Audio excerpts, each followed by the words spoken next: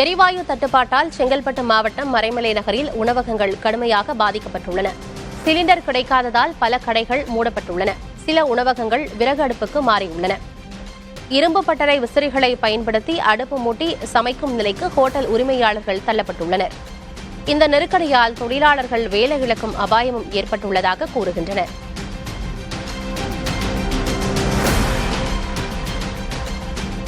மேற்காசிய நாடுகளில் நிலவும் போர் பதற்றத்தால் ஏற்பட்டுள்ள எரிவாயு சிலிண்டர் தட்டுப்பாட்டை சரி செய்ய அரசு போர்க்கால அடிப்படையில் நடவடிக்கை எடுக்க வேண்டும் என வணிகர்கள் கோரிக்கை விடுத்துள்ளனர். வணிக சிலிண்டர் தட்டுப்பாட்டால் புதுக்கோட்டையில் டீ கடைகள் ஒவ்வொன்றாக மூடப்பட்டு வரும் சூழல் நிலவுகிறது. புதுக்கோட்டை மாவட்டத்தில் வணிக சிலிண்டர் தட்டுப்பாடு தற்போது அதிகரித்துள்ளது. இதனால் நகரில் உள்ள சில டீ கடைகள் மூடப்பட்டுள்ளன. திறந்திருக்கும் ஒரு சில டீ கடைகளிலும் வடை, போண்டா உள்ளிட்டவை நிறுத்தப்பட்டு டீ மட்டுமே விற்பனை செய்யப்படுகிறது. இதே நிலை நீடித்தால் இன்னும் ஒரு சில நாட்களில் அனைத்து டீ கடைகளையும் மூட வேண்டிய சூழலுக்கு தள்ளப்படுவோம் என உரிமையாளர்கள் வேதனை தெரிவிக்கின்றனர். சிலிண்டர் தட்டுப்பாடு பிரச்சினைக்கு உடனடியாக அரசு தீர்வு காண வேண்டும் எனவும் அவர்கள் கோரிக்கை விடுத்துள்ளனர். சிலிண்டர் இல்லாமல் பலகாரம் போட முடியல. இருக்கிற வாழ்வாதாரம் ரொம்ப கம்மியாக இருக்குது. இதனால பலகாரம் போட முடியல, விலைவாசி ஏற்றமாக இருக்குது. சிலிண்டர் முதல்ல தட்டுப்பாடு இருக்கிற லேபர்ஸை வச்சு நம்ம மெயின்டைன் பண்ண முடியல. ஆனால் ரொம்ப எங்கள் தொழில் ரொம்ப நலிவடைந்து வருகிறது. இதுக்கு தமிழக அரசு மத்திய அரசோட பேசி தமிழக அரசும் மத்திய அரசும் மாநில அரசும் 2 பேரும் சேர்ந்து எங்கள் மாதிரி தொழில் பண்ணுற அனைத்து பேருக்கும் எங்களுக்கு உதவி பண்ணுமாறு மிக தாழ்மையுடன் கேட்டுக்கொள்கிறேன். நாகை மாவட்டத்தில் வணிக சிலிண்டர் தட்டுப்பாட்டால் 400க்கும் மேற்பட்ட உணவகங்கள் முடங்கும் அபாயம் ஏற்பட்டுள்ளது.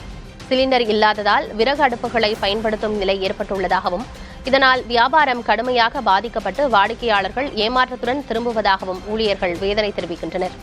இதே நிலை நீடித்தால் ஹோட்டல்கள் தற்காலிகமாக மூடப்படும் நிலை உருவாகும் என்றும் தொழிலாளர்களின் வாழ்வாதாரம் பாதிக்கும் என்றும் உரிமையாளர்கள் கவலை தெரிவிக்கின்றனர். தென்காசி மாவட்டம் சங்கரன்கோவிலில் கேஸ் தட்டுப்பாடு நிலவினாலும் 17 ஆண்டுகளாக மண்பானை மற்றும் விறகடுப்பு மூலம் இயங்கும் குடிசை உணவகங்கள் தடையின்றி செயல்பட்டு வருகின்றன. நவீன எரிபொருள் தட்டுப்பாடுகளுக்கு மத்தியிலும் பழமை மாறாத இந்த மண்பானை சமையல் வாடிக்கையாளர்களை வெகுவாக கவர்ந்து வருகிறது. நம்ம ஆரம்பத்துல இருந்து இந்த அடுப்புல தான் பண்றது. வீட்டில் பண்ற மட்டும் அந்த அடுப்புலயே பண்றது. அதுபோல் விறகு அடுப்புல பண்றது ஒரு தனி டேஸ்ட்டு. மண்பானை விறகடுப்புங்க தனி டேஸ்ட்டு. இப்போ பார்த்தீங்கன்னா கேஸ் தட்டுப்பாட்டெல்லாம் நிறைய கடைகள்லாம் மூட்டிட்டாங்க.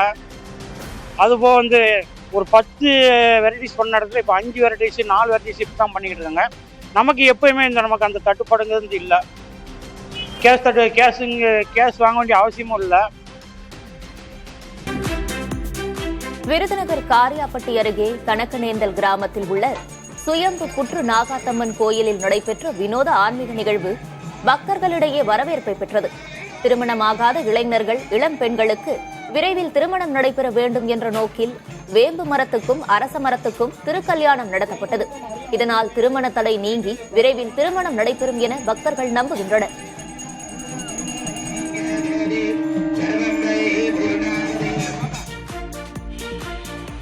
காஞ்சிபுரம் ஏகாம்பரநாதர் கோயில் பங்குனி உத்தர பிரமோற்சவ விழாவின் 2ஆம் நாள் நிகழ்வாக ஏகாம்பரநாதர் ஏலவார் குழலி அம்மையாரோடு சூரிய பிரபை வாகனத்தில் எழுந்தருளினார்.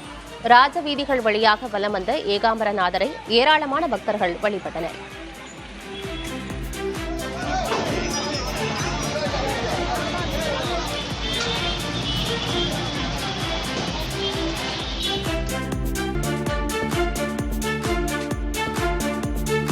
ஜல்லிக்கட்டு போட்டிகளை திறந்தவெளி மைதானங்களில் மட்டுமே நடத்த வேண்டும் என மதுரை உயர்நீதிமன்ற அமர்வு உத்தரவிட்டுள்ளது.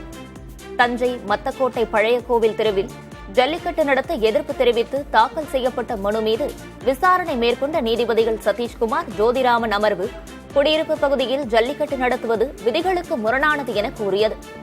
பார்வையாளர்களுக்கும் காளைகளுக்கும் கடுமையான காயங்களை ஏற்படுத்தும் என்றும் குறிப்பிட்டனர். ஜல்லிக்கட்டு போட்டிகளை திறந்தவெளி மைதானங்களில் மட்டுமே நடத்த வேண்டும் என்று உத்தரவிட்டனர். மதுரை அவனியாபுரத்தில் 2012ஆம் ஆண்டு தேவர் ஜெயந்திக்கு சென்று திரும்பிய 7 இளைஞர்கள் மீது பெட்ரோல் குண்டு வீசி கொல்லப்பட்ட வழக்கில் 9 பேர் குற்றவாளிகள் என கரூர் மாவட்ட நீதிமன்றம் தீர்ப்பளித்துள்ளது. பாதுகாப்பு காரணங்களுக்காக கரூருக்கு மாற்றப்பட்ட இந்த வழக்கில் முக்கிய குற்றவாளியான ராமர் பாண்டி உள்ளிட்ட இருவர் விசாரணை காலத்தில் கொலை செய்யப்பட்டனர். இந்நிலையில் எஞ்சிய 9 பேரும் குற்றவாளிகள் என நீதிமன்றம் தீர்ப்பளித்துள்ளது. இவர்களுக்கான தண்டனை விவரம் பின்னர் அறிவிக்கப்படும் எனவும் நீதிபதி அறிவித்துள்ளார். திருநங்கைகளின் உரிமைகளை பறிக்கும் சட்ட மசோதாவிற்கு எதிராக மதுரையில் திருநங்கைகள், மாணவர் மற்றும் இளைஞர் சங்கங்களைச் சேர்ந்தவர்கள் கண்டன ஊர்வலம் மேற்கொண்டனர்.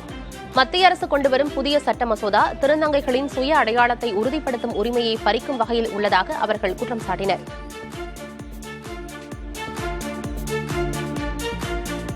உசிலம்பட்டி அருகே பட்டா மாறுதலுக்காக 5000 ரூபாய் லஞ்சம் வாங்கிய கிராம நிர்வாக அலுவலர் கையும் களவுமாக கைது செய்யப்பட்டார்.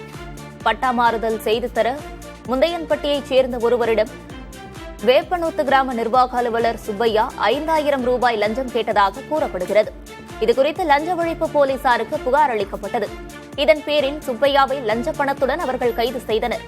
தொடர்ந்து அவரிடம் 2 மணி நேரத்திற்கும் மேலாக விசாரணை மேற்கொண்டனர்.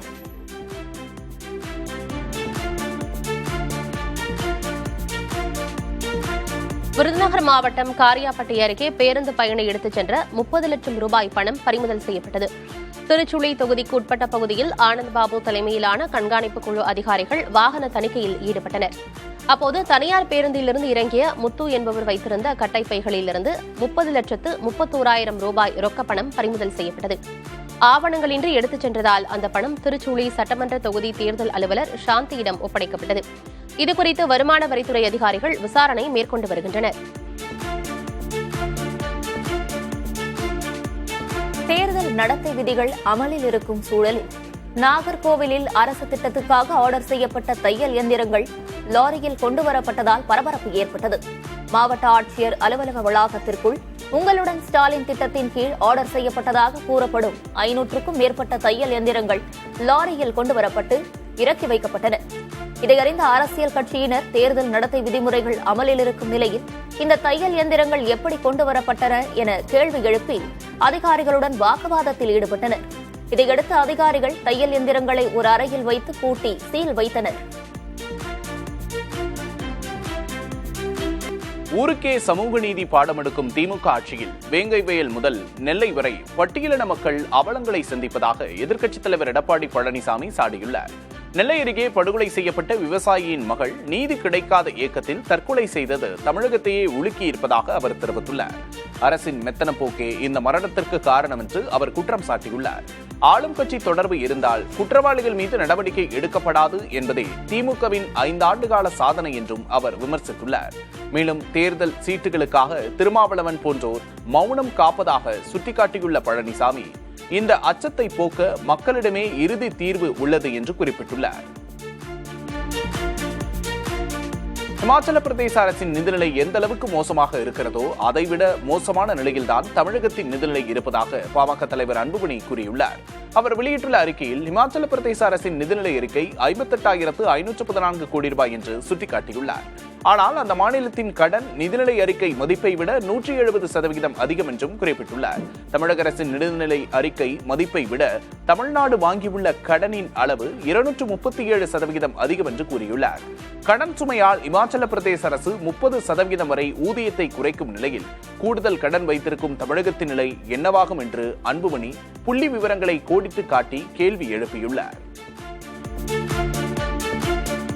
செங்கல்பட்டு மாவட்டத்தில் நாம் தமிழர் கட்சி வேட்பாளர்கள் பிரச்சாரத்தை தொடங்கியுள்ளனர். அதன்படி திருப்பூர் தொகுதி வேட்பாளர் அம்பித் ராஜன் வீடு வீடாக சென்று பொதுமக்களிடம் வாக்கு சேகரிக்கும் பணியில் ஈடுபட்டார்.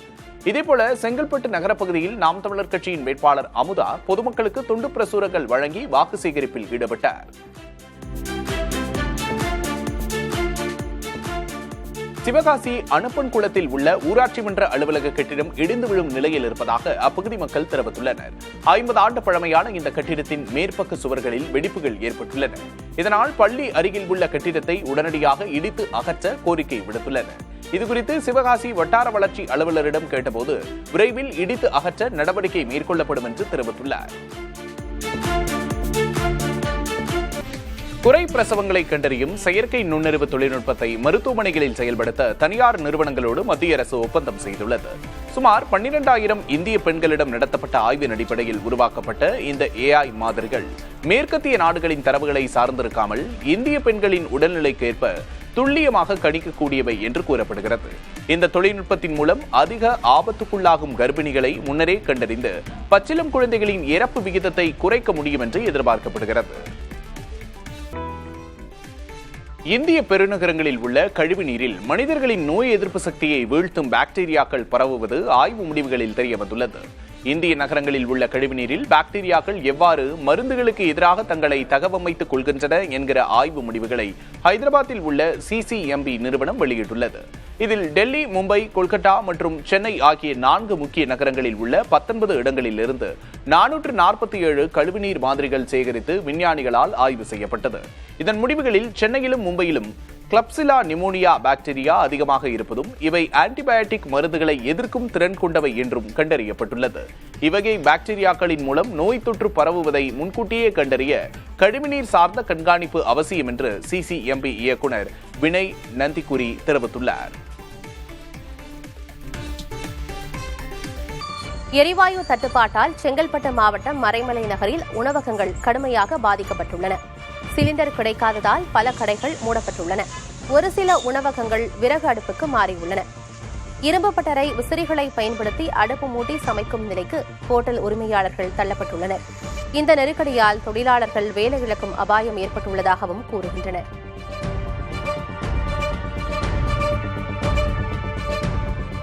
மேற்காசிய நாடுகளில் நிலவும் போர் பதற்றத்தால் ஏற்பட்டுள்ள சிலிண்டர் தட்டுப்பாடு கடலூர் மாவட்ட கிராமங்களிலும் பாதிப்பை ஏற்படுத்தியுள்ளது. சிலிண்டர் கிடைக்காததால் 3 வேளைக்கு பதிலாக 2 வேளை மட்டுமே சமைக்கும் நிலைக்கு தள்ளப்பட்டுள்ளதாக மக்கள் வேதனை தெரிவிக்கின்றனர். மேலும் விறகடுப்பின் மூலம் சமைப்பதில் சிரமம் உள்ளதாகவும் அவர்கள் கவலை தெரிவிக்கின்றனர். ரொம்ப கஷ்டமா இருக்கு. விறகு அடுப்புல ரொம்ப கஷ்டமா இருக்கு சமைக்கிறது வெயில்ல. அது சிலிண்டர் பதிஞ்சாலும் எப்போ கிடைக்கும்ன்றது எங்களுக்கு தெரியல. ஆனால் ஒன்றும் பதியல. பதிஞ்சு பார்த்தா தெரியும். ஆனால் சொல்லிக்கிறாங்க கிடைக்காது, அப்படி சீக்கிரம் கிடைக்காது அப்படின்னு சொல்கிறாங்க. வீட்டில் பார்த்தீங்கன்னா விறகடுப்பில் தான் சமைக்கிறோம். ஒரு மதியம் சமைக்கிற சாப்பாட்டையே ஈவினிங் பசங்களுக்கு நைட்டும் அதையே கொடுக்க வேண்டிய சூழ்நிலையாக இருக்குது. இரவுலேயே தோசையோ இட்லியோ இது செய்யறதே கிடையாது. ஹோட்டலையும் ரன் பண்ண முடியல. திருவண்ணாமலை மாவட்டம் வந்தவாசி அருகே சமையல் எரிவாயு சிலிண்டர் தட்டுப்பாடு ஏற்பட்டதாக வெளியான தகவலை தொடர்ந்து நீண்ட வரிசையில் காத்திருந்து பொதுமக்கள் சிலிண்டர்களை வாங்கிச் சென்றனர். சலுக்கை கிராமத்தில் உள்ள இண்டேன் கேஸ் குடோன் முன்பாக வந்தவாசி மற்றும் அதை சுற்றியுள்ள பல்வேறு கிராமங்களிலிருந்து 200க்கும் மேற்பட்ட மக்கள் காலி சிலிண்டர்களுடன் காலை 6 மணி முதல் காத்திருந்தனர். வெயில் தொடர்ந்து அதிகரித்த நிலையில் 11 மணிக்கு மேல் சிலிண்டர் லாரி வந்தவுடன் பொதுமக்கள் போட்டி போட்டுக் கொண்டு சமையல் எரிவாயு சிலிண்டரை வரிசையில் காத்திருந்து பெற்றுச் சென்றனர். சிலிண்டர் கிடைக்காமல் பலரும் ஏமாற்றத்துடன் திரும்பிச் சென்றனர். ஆபீஸுக்கு போனா 8 மணிக்கு வா, 9 மணிக்கு வா, 10 மணிக்கு வா, லோடு வந்து நேக்குதுன்றாங்க. இப்ப வந்தது பார்த்தா வண்டி காலி வண்டியா வந்து நிக்குது. அப்புறம் பார்த்தா திடீர்னு மினி ராரியில சின்னதா லோடு கண்ணில் காமிக்கிறாங்க. இது எத்தனை பேருக்கு கொடுப்பாங்க, எத்தனை பேருக்கு வெளியே அனுப்புவாங்கன்னு தெரியலங்க. இதுகுறித்து தனியார் சிலிண்டர் நிறுவன ஊழியரிடம் கேட்டதற்கு 1000 சிலிண்டர் புக்கிங் உள்ளது என்றால் 400, 450 என்ற அளவில்தான் முழு சிலிண்டர் கிடைப்பதாகவும் சரியான முறையில் முதலில் முன்பதிவு செய்தவர்களுக்கு முன்னுரிமை அடிப்படையில் சிலிண்டர் விநியோகம் செய்வதாகவும் கூறினார்.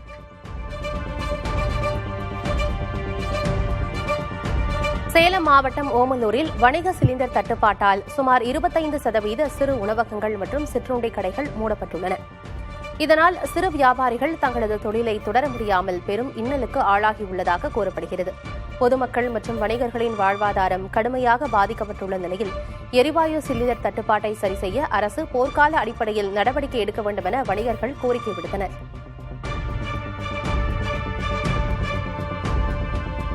மேற்காசிய போர் காரணமாக இந்தியாவில் சமையல் எரிவாயு சிலிண்டர் விநியோகத்தில் ஏற்பட்டுள்ள நெருக்கடியை சமாளிக்க சிலிண்டரின் எடையை 14.2 கிலோவிலிருந்து 10 கிலோவாக குறைத்து விநியோகிக்க எண்ணெய் நிறுவனங்கள் திட்டமிட்டுள்ளதாக தகவல் வெளியாகியுள்ளன. இந்த தகவலை மத்திய அரசு அதிகாரிகள் சிலர் மறுத்துள்ள போதிலும் சிலிண்டர் எடை குறைப்புக்கான முன்மொழிவை மத்திய அரசிடம் முன்வைத்துள்ளதாக எண்ணெய் நிறுவனங்கள் தரப்பில் கூறப்படுகிறது. இதுகுறித்த இறுதி முடிவை மத்திய அரசு இன்னும் எடுக்கவில்லை.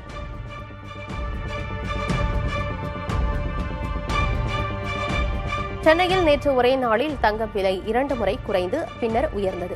மேற்காசிய போரால் எரிவாயு சிலிண்டர் தட்டுப்பாடு உள்ளிட்ட பிரச்சினைகள் ஏற்பட்டாலும் தங்கம் விலை கடந்த 12ஆம் தேதியிலிருந்து குறைந்து வந்தது. இந்நிலையில் நேற்று காலை சவரனுக்கு 5360 ரூபாயும் பின்னர் மேலும் 2240 ரூபாயும் குறைந்து ஒரு சவரன் 1,01,360 ரூபாய்க்கு விற்பனை செய்யப்பட்டது. இந்நிலையில் ஈரானுடனான போர் தற்காலிகமாக நிறுத்தப்படுவதாக அமெரிக்க அதிபர் டிரம்ப் அறிவித்த நிலையில் நேற்று மாலை தங்கம் விலை மீண்டும் உயர்ந்தது. சென்னையில் ஆபரண தங்கத்தின் விலை சவரனுக்கு 5360 ரூபாய் உயர்ந்து சவரனுக்கு 1,06,720 ரூபாய்க்கு விற்பனையானது.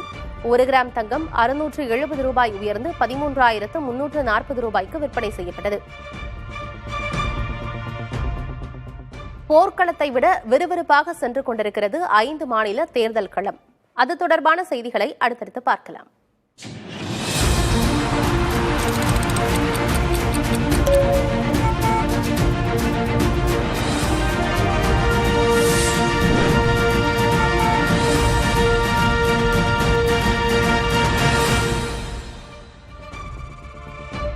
திமுக கூட்டணியில் மார்க்சிஸ்ட் கம்யூனிஸ்ட் கட்சிக்கு 5 தொகுதிகள் ஒதுக்கப்பட்டு சென்னை அண்ணா அறிவாலயத்தில் ஒப்பந்தம் கையெழுத்தானது. 2021 சட்டமன்ற தேர்தலில் 6 இடங்களில் அக்கட்சி போட்டியிட்ட நிலையில் கூடுதல் இடங்கள் கேட்டு திமுக தலைமையிடம் கோரிக்கை வைத்தது. ஆனால் கூட்டணிக்கு புதிய கட்சிகள் வந்ததை காரணம் காட்டி 5 இடங்கள் மட்டுமே ஒதுக்க முடியும் என திமுக தெரிவித்தது. 4 கட்டங்களாக பேச்சுவார்த்தை நடந்த நிலையில் 5 தொகுதிகளில் போட்டியிட சம்மதம் தெரிவித்து திமுக தலைவர் ஸ்டாலினுடனான ஒப்பந்தத்தில் சிபிஎம் மாநில செயலர் சண்முகம் கையெழுத்திட்டார்.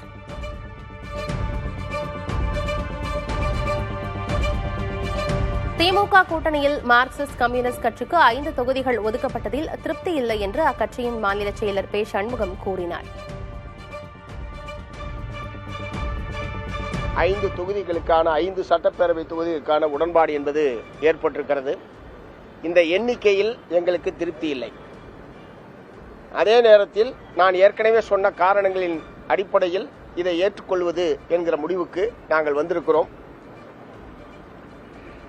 இந்த உடன்பாட்டின் அடிப்படையில் நடைபெற இருக்கக்கூடிய தேர்தலில் இந்த மதச்சார்பற்ற முற்போக்கு கூட்டணி மகத்தான வெற்றி பெறும்.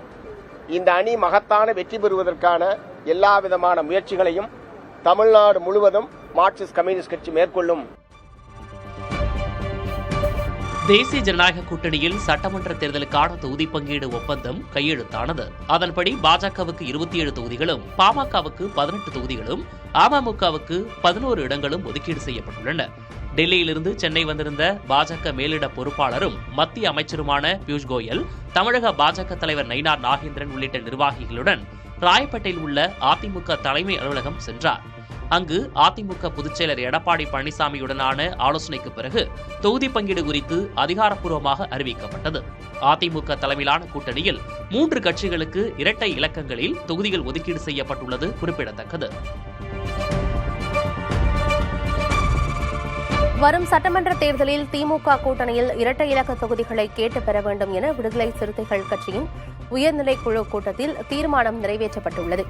சென்னை அரும்பாக்கத்தில் விடுதலை சிறுத்தைகள் கட்சியின் தலைவர் திருமாவளவன் தலைமையில் அக்கட்சியின் உயர்நிலை குழு கூட்டம் நடைபெற்றது. இக்கூட்டத்தில் வரும் தேர்தலில் திமுக கூட்டணியில் இரட்டை இலக்க தொகுதிகளை கேட்டு பெறுவது, 2028 மாநிலங்களவை தேர்தலில் விசிகாவுக்கு ஒரு இடத்தை பெறுவது என்பது உள்ளிட்ட தீர்மானங்கள் நிறைவேற்றப்பட்டன.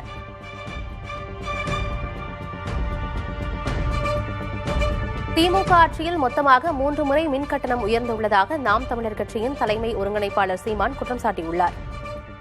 திருவள்ளூர் மாவட்டம் திருத்தணி சட்டமன்ற தொகுதியில் நாம் தமிழர் கட்சியின் வேட்பாளர் சந்திரனை ஆதரித்து அவர் பரப்புரை மேற்கொண்டார்.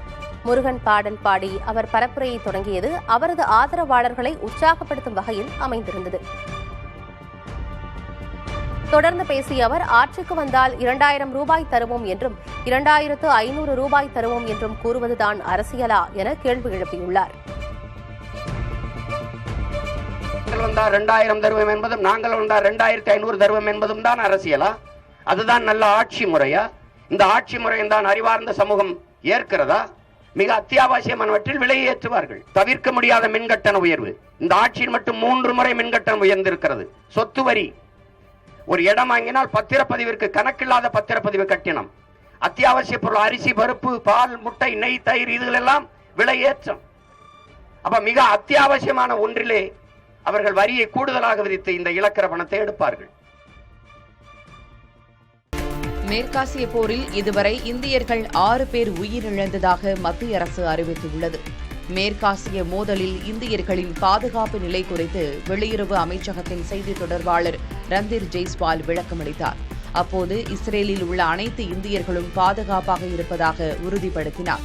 இந்த போரில் இதுவரை 6 இந்தியர்கள் உயிரிழந்திருப்பதாகவும் கடைசியாக மார்ச் 18ஆம் தேதியன்று ரியாத்தில் நடந்த ஏவுகணை தாக்குதலில் ஒருவர் உயிரிழந்ததாகவும் தெரிவித்தார். மேலும் ஒரு இந்தியரை காணவில்லை என்று ஜெய்ஸ்வால் குறிப்பிட்டார். ஈரானில் சிக்கியிருந்த இந்தியர்களில் சுமார் 913 நபர்கள் தரை வழியாக ஆர்மீனியா மற்றும் அசர்பைஜான் எல்லைகளை கடந்திருப்பதாகவும் அங்கிருந்து அவர்கள் வணிக ரீதியான விமானங்கள் மூலம் இந்தியாவுக்கு அழைத்து வரப்படுகின்றனர் என்றும் ஜெய்ஸ்வால் கூறினார். சர்வதேச அரசியல் பதற்றங்களால் ஜெர்மனியின் புகழ்பெற்ற வேதிப்பொருள் உற்பத்தி நிறுவனங்கள் கடும் நஷ்டத்தை சந்தித்து வருகின்றன. உக்ரைன் மற்றும் மேற்காசிய நாடுகளில் நிலவும் போர் சூழலால் கச்சா பொருட்களின் விலை மற்றும் எரிசக்தி செலவுகள் பன்மடங்கு உயர்ந்துள்ளன. இதனால் ஜெர்மனியின் பொருளாதார முதுகெலும்பாக திகழும் மிட்டல்ஸ்டாண்ட் நிறுவனங்கள் தங்களின் விரிவாக்கப் பணிகளை நிறுத்தி வைத்துள்ளன. 20 ஆண்டுகளில் இல்லாத அளவாக ஊழியர்கள் பணிநீக்கம் செய்யப்படும் அபாயமும் உருவாகியுள்ளது. நிலையற்ற சந்தை சூழலால் ஜெர்மனியின் ஒட்டுமொத்த உற்பத்தி துறையும் தற்போது திணறி வருகின்றது. பிரிட்டனில் வடக்கு லண்டனில் உள்ள கோல்ஸ்டர்ஸ் கிரீன் பகுதியில் யூத சமூகத்துக்கு சொந்தமான 4 ஆம்புலன்ஸ்கள் மர்ம நபர்களால் தீயிட்டு கொளுத்தப்பட்டுள்ளன. இந்த தாக்குதலில் வாகனங்கள் வெடித்து சிதறியதில் அருகில் இருந்த குடியிருப்புகளின் ஜன்னல்கள் நொறுங்கின. அதிர்ஷ்டவசமாக உயிர் சேதம் எதுவும் ஏற்படவில்லை. இது ஒரு அதிர்ச்சியூட்டும் யூத எதிர்ப்பு தாக்குதல் என்று பிரிட்டன் பிரதமர் ஸ்டார்மர் கண்டனம் தெரிவித்துள்ளார். பெல்ஜியம் மற்றும் நெதர்லாந்து போன்ற நாடுகளிலும் இதுபோன்ற தாக்குதல்களை நடத்திய ஈரான் தொடர்புடைய ஒரு ஆயுதமேந்திய குழு இந்த சம்பவத்துக்கும் பொறுப்பேற்றுள்ளது. ஸ்லோவேனியா நாடாளுமன்ற தேர்தலில் எந்த கட்சிக்கும் பெரும்பான்மை கிடைக்காததால் அரசில் இழுபறி நீடிக்கிறது. வாக்கு எண்ணிக்கை முடிவில் ஆளும் லிபரல் சுதந்திர இயக்கம், வலதுசாரி ஸ்லோவேனிய ஜனநாயக கட்சி ஆகிய இரண்டுமே தலா 27 இடங்களை பெற்று சமபலத்தில் உள்ளன. 90 இடங்கள் கொண்ட நாடாளுமன்றத்தில் ஆட்சியமைக்க 46 இடங்கள் தேவைப்படும் நிலையில் 4% வாக்குகளை கடந்த சிறிய கட்சிகளே இப்போது கிங் மேக்கர்களாக உருவெடுத்துள்ள சூழல் உருவாகியுள்ளது. ஊழல் புகார்கள் மற்றும் உளவு நிறுவனங்களின் தலையீடு போன்ற சர்ச்சைகளுக்கு மத்தியில் இந்த தேர்தல் முடிவுகள் வெளியாகியுள்ளது குறிப்பிடத்தக்கது. தென்கொரியாவின் சியோல் நகரில் விப்ரோ நிறுவனம் தனது புதிய புத்தாக்க ஆய்வகத்தை தொடங்கியுள்ளது. உலகளவில் விப்ரோவின் 9வது ஆய்வகமாக இது உருவாகியுள்ளது. ஆட்டோமொபைல், தொழில்துறை உற்பத்தி மற்றும் செமி கண்டக்டர் துறைகளில் செயற்கை நுண்ணறிவு மற்றும் மென்பொருள் சார்ந்த வாகன தொழில்நுட்பங்களை மேம்படுத்துவதில் கவனம் செலுத்தும் என்று கூறப்படுகிறது. விப்ரோவின் இந்த நடவடிக்கை தென்கொரியாவின் தொழில்நுட்ப சந்தையில் அதன் பிடியை வலுப்படுத்துவதோடு உள்ளூர் திறமையாளர்களை பயன்படுத்திக் கொள்ளவும் உதவும் என்று எதிர்பார்க்கப்படுகிறது. தேனி மாவட்டம் ஆண்டிப்பட்டி மார்க்கெட்டில் தக்காளி விலை வீழ்ச்சியடைந்துள்ளது. கடந்த வாரம் கிலோ 20 ரூபாய்க்கு விற்கப்பட்ட தக்காளி தற்போது வரத்து அதிகரிப்பால் வெறும் 7 முதல் 8 ரூபாய்க்கு ஏலம் போகிறது.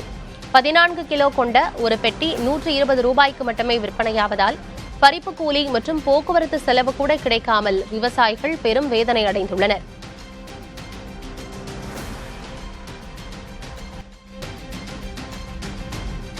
திருப்பத்தூர் மாவட்டம் வாணியம்பாடி அருகே காரில் உரிய ஆவணங்களின்றி கொண்டு செல்லப்பட்ட 80,490 ரூபாய் ரொக்க பணத்தை தேர்தல் பறக்கும் படையினர் பறிமுதல் செய்தனர்.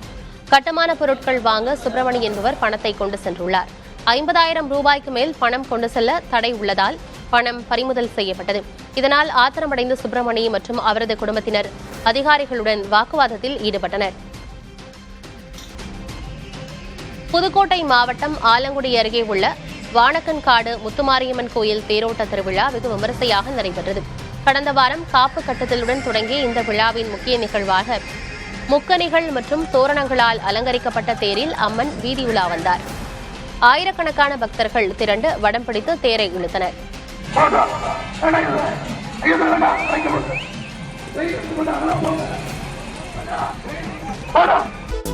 விருதுநகர் மாவட்டம் காரியப்பட்டி அருகே பேருந்து பயணி எடுத்துச் சென்ற 30 லட்சம் ரூபாய் பணம் பறிமுதல் செய்யப்பட்டது. திருச்சூழி தொகுதிக்குட்பட்ட பகுதியில் ஆனந்த் பாபு தலைமையிலான கண்காணிப்பு குழு அதிகாரிகள் வாகன தணிக்கையில் ஈடுபட்டனர். அப்போது தனியார் பேருந்திலிருந்து இறங்கிய முத்து என்பவர் வைத்திருந்த கட்ட பைகளில் இருந்து 30,31,000 ரூபாய் ரொக்க பணம் பறிமுதல் செய்யப்பட்டது. அமெரிக்காவின் விஸ்கான்சின் மாகாணத்தில் வழக்கமாக 4 மாதங்கள் உறைந்திருக்கும் ஏரிகள் தற்போது வெறும் 6 வாரங்கள் மட்டுமே பனிக்கட்டியால் சூழப்படுவதாக சுற்றுச்சூழல் ஆர்வலர்கள் தெரிவித்துள்ளனர். இதனால் இப்பகுதியின் முக்கிய அடையாளமான பனி மீன்பிடி தொழில் கடுமையாக பாதிக்கப்பட்டுள்ளது. 2050ஆம் ஆண்டுக்குள் பல ஏரிகள் உறை நிலையை எட்டாது என்பதால் சிறு தொழில்கள் முடங்கும் அபாயம் ஏற்பட்டுள்ளது. தமிழக சட்டமன்ற தேர்தலில் திமுக கூட்டணியில் இரட்டை இலக்க தொகுதிகளை கேட்டுப் பெற வேண்டும் என விடுதலை சிறுத்தைகள் கட்சியின் உயர்நிலைக்குழு கூட்டத்தில் தீர்மானம் நிறைவேற்றப்பட்டுள்ளது. சென்னை அரும்பாக்கத்தில் விடுதலை சிறுத்தைகள் கட்சி தலைவர் திருமாவளவன் தலைமையில் அக்கட்சியின் உயர்நிலைக்குழு கூட்டம் நடைபெற்றது. இக்கூட்டத்தில் வரும் தேர்தலில் திமுக கூட்டணியில் இரட்டை இலக்க தொகுதிகளை கேட்டுப் பெறுவது, 2028 மாநிலங்களவை தேர்தலில் விசிகவுக்கு ஒரு இடத்தை பெறுவது என்பது உள்ளிட்ட தீர்மானங்கள் நிறைவேற்றப்பட்டன.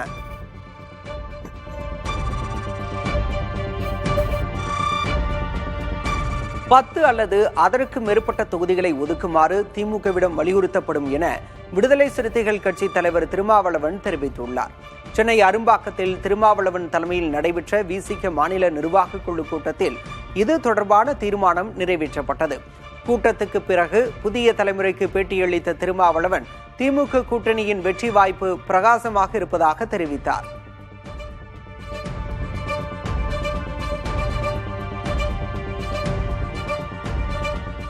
இரட்டை இலக்கத்தில் தொகுதிகளை கேட்டுப் பெற வேண்டும் என்பதும் 2028 நடைபெறவுள்ள மாநிலங்களவை தேர்தலில் விடுதலை சிறுத்தைகள் கட்சிக்கு ஒரு இடம் கேட்டுப் பெற வேண்டும் என்றும் தீர்மானம் நிறைவேற்றப்பட்டு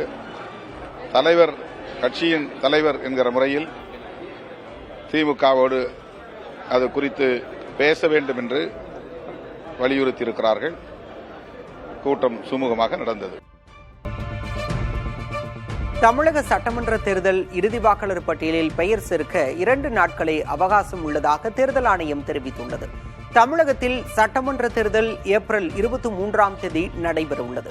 இறுதி வாக்காளர் பட்டியலில் பெயர் இருந்தால் மட்டுமே தேர்தலில் வாக்களிக்க முடியும். இந்நிலையில் பெயர் விடுபட்ட தகுதியான வாக்காளர்கள் வரும் 26ஆம் தேதிக்குள் இணையதளம் அல்லது மொபைல் செயலி வாயிலாக விண்ணப்பிக்க தேர்தல் ஆணையம் அறிவுறுத்தியுள்ளது.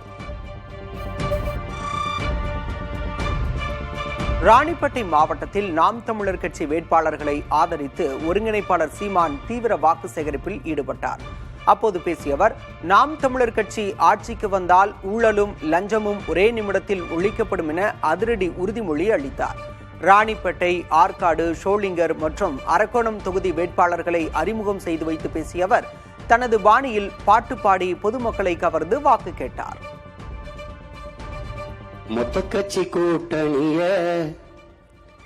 ஒத்த கட்சி எதிர்த்து நிற்கும் உங்க மொத்த கட்சி கூட்டணிய எங்க ஒத்த கட்சி மோதி வெல்லும் மொத்தத்துல வீர வேணும் சொடலமாடா இந்த வித்தைகளை கத்துக்காம சத்தியத்தை ஒத்துக்காம கத்துனா போனதெல்லாம் கிடைக்குமாடா தம்பி கத்துனா போனதெல்லாம் கிடைக்குமாடா. காங்கிரஸ் மற்றும் திமுக தலைமையிலான இந்தியா கூட்டணி கட்சிகளின் நிதி மேலாண்மை தோல்வியடைந்துள்ளதாக பாரதிய ஜனதா மாநில தலைவர் நயினார் நாகேந்திரன் விமர்சித்துள்ளார். இமாச்சல் பிரதேசத்தில் நிலவும் கடும் நிதி நெருக்கடியால் முதல்வர் மற்றும் அமைச்சர்களின் ஊதியம் 30% முதல் 50% வரை குறைக்கப்பட்டிருப்பதை சுட்டிக்காட்டிய அவர், தமிழகத்திலும் திமுக ஆட்சியில் கடன் சுமை 10.62 லட்சம் கோடி ரூபாயாக உயர்ந்துள்ளதாக குற்றம் சாட்டியுள்ளார். முறையாக திட்டமிடாத இந்த நிர்வாக சீர்கேடு தொடர்ந்தால் தமிழக அரசு ஊழியர்களின் ஊதியமும் பறிக்கப்படும் அபாயம் உள்ளதாகவும் நயினார் நாகேந்திரன் தெரிவித்துள்ளார்.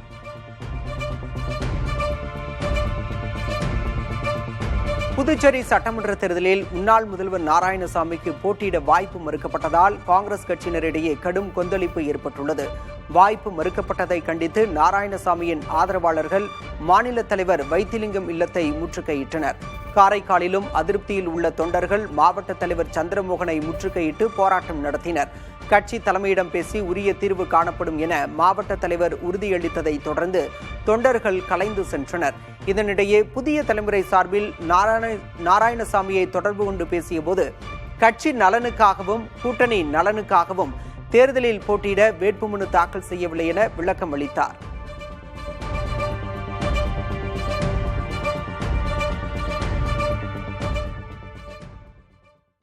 தமிழக சட்டமன்ற தேர்தல் இறுதி வாக்காளர் பட்டியல் பெயர் சேர்க்க 2 நாட்களே அவகாசம் உள்ளதாக தேர்தல் ஆணையம் தெரிவித்துள்ளது. தமிழகத்தில் சட்டமன்ற தேர்தல் ஏப்ரல் 23ஆம் தேதி நடைபெற உள்ளது. இறுதி வாக்காளர் பட்டியலில் பெயர் இருந்தால் மட்டுமே தேர்தலில் வாக்களிக்க முடியும். இந்நிலையில் பெயர் விடுபட்ட தகுதியான வாக்காளர்கள் வரும் 26ஆம் தேதிக்குள் இணையதளம் அல்லது மொபைல் செயலி வாயிலாக விண்ணப்பிக்க தேர்தல் ஆணையம் அறிவுறுத்தியுள்ளது. திமுக இளைஞரணி நிர்வாகிகள் அறிமுக கூட்டத்தில் பங்கேற்பதற்காக தமிழக துணை முதல்வர் உதயநிதி ஸ்டாலின் இன்று கார் மூலம் திண்டுக்கல் சென்றடைந்தார். கரூர் திண்டுக்கல் தேசிய நெடுஞ்சாலையில் உள்ள கல்வார்பட்டி சோதனை சாவடியில் தேர்தல் பறக்கும் படையினர் அவரது காரை முறைப்படி மறித்து சோதனை மேற்கொண்டனர். சோதனையில் விதிமீறல்கள் ஏதும் இல்லாததால் அதிகாரிகள் அவரை தொடர்ந்து செல்ல அனுமதித்தனர்.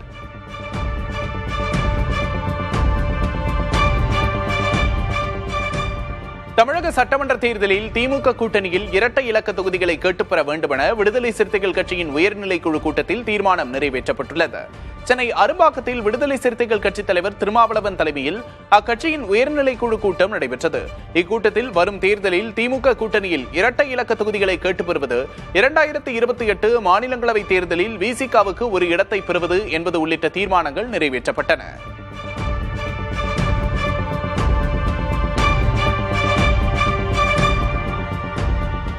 10 அல்லது அதற்கு மேற்பட்ட தொகுதிகளை ஒதுக்குமாறு திமுகவிடம் வலியுறுத்தப்படும் என்று விடுதலை சிறுத்தைகள் கட்சித் தலைவர் திருமாவளவன் தெரிவித்துள்ளார். சென்னை அரும்பாக்கத்தில் திருமாவளவன் தலைமையில் நடைபெற்ற விசிக மாநில நிர்வாக குழு கூட்டத்தில் இது தொடர்பான தீர்மானம் நிறைவேற்றப்பட்டது. கூட்டத்துக்கு பின்பு புதிய தலைமுறைக்கு பேட்டியளித்த திருமாவளவன் திமுக கூட்டணியின் வெற்றி வாய்ப்பு பிரகாசமாக இருப்பதாக தெரிவித்தார்.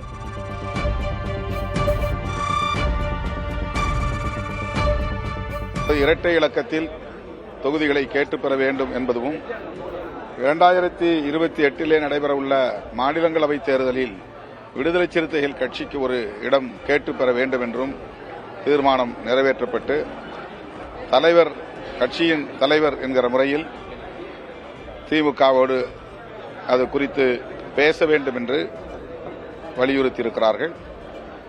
கூட்டம் சுமூகமாக நடந்தது. ராணிப்பேட்டை மாவட்டத்தில் நாம் தமிழர் கட்சியின் வேட்பாளர்களை ஆதரித்து ஒருங்கிணைப்பாளர் சீமான் தீவிர வாக்கு சேகரிப்பில் ஈடுபட்டார். அப்போது பேசிய அவர், நாம் தமிழர் கட்சி ஆட்சிக்கு வந்தால் ஊழலும் லஞ்சமும் ஒரே நிமிடத்தில் ஒழிக்கப்படும் என்று அதிரடி உறுதிமொழி அளித்தார். ராணிப்பேட்டை, ஆற்காடு, சோளிங்கர் மற்றும் அரக்கோணம் தொகுதி வேட்பாளர்களை அறிமுகம் செய்து வைத்து பேசிய அவர் தனது பாணியில் பாட்டு பாடி பொதுமக்களை கவர்ந்து வாக்கு கேட்டார்.